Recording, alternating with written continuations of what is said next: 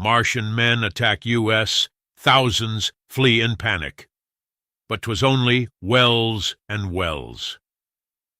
By Charles A. Grumich, New York, October 31st, a horrible fantasy of war waged on the United States by fearsome space-conquering men from Mars brought near panic to that part of the nation's radio audience which was not tuned in last night on Charlie McCarthy's rival radio program.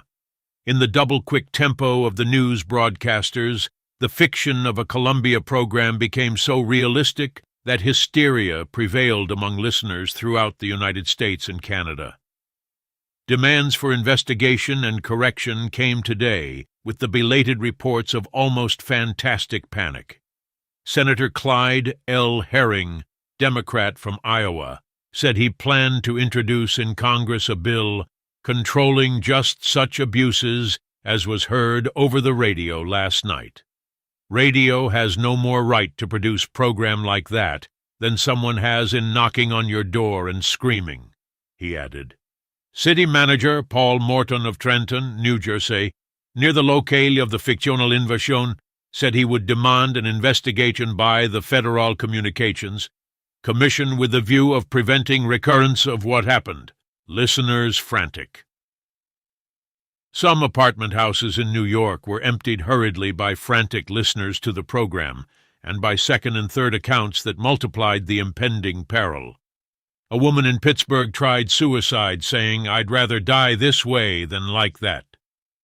At a high point in the program, the electric power failed at Concrete, Washington, a town of 1,000, and the lights went out in most of the homes.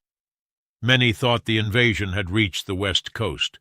Women fainted and men prepared to take their families to the mountains. Switchboards in newspaper offices and police stations everywhere were swamped with calls from terrified people, many of them weeping. Some reported they could smell the gas and see the flames started by the attackers. People gathered in groups to pray for salvation.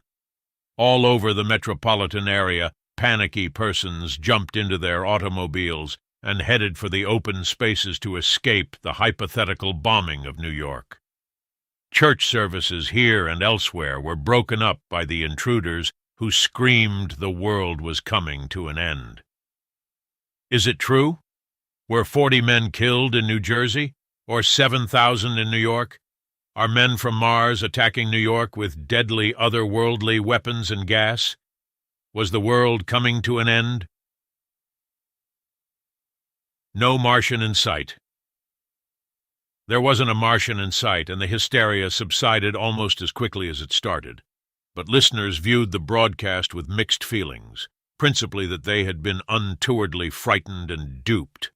The broadcast was an adaptation of H.G. Wells' imaginative War of the Worlds, further dramatized by Orson Welles, the 23-year-old Broadway theatrical prodigy. Welles Americanized the locale and situations. 4 times during the program, CBS pointed out the announcer stressed that the story was nothing but fiction.